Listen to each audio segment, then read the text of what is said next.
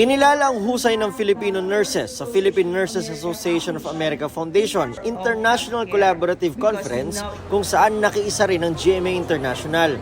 Hinikayat ng Philippine Nurses Association of America Incorporated o PNAA ang mga nursing student na palawakin ang kaalaman sa larangan ng nursing at medisina. Mas malaki raw ang hamon ngayon sa mga nursing professional dahil sa emerging diseases at matinding pangangailangan ng mga nurse sa buong mundo.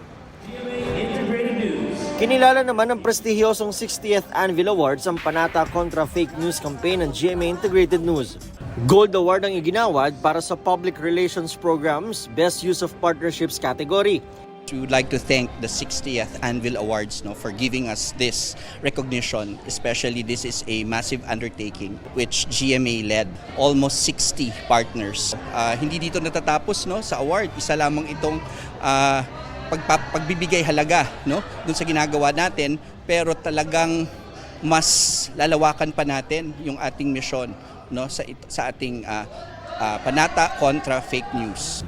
Isa ang Panata Contra Fake News ng GMA sa 122 na nanalo sa mahigit 750 public relations campaign entries. GMA was part of the top 3. Si GMA, maganda yung program niya.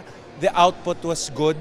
Yung PR program na yon, of course, kung ano yung impact niya sa society, kung paano siya makakatulong sa Filipino people or in other countries.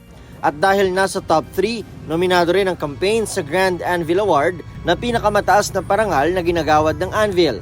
Nico Wahe, nagbabalita para sa GMA Integrated News. Huwag magpahuli sa mga balitang dapat niyong malaman.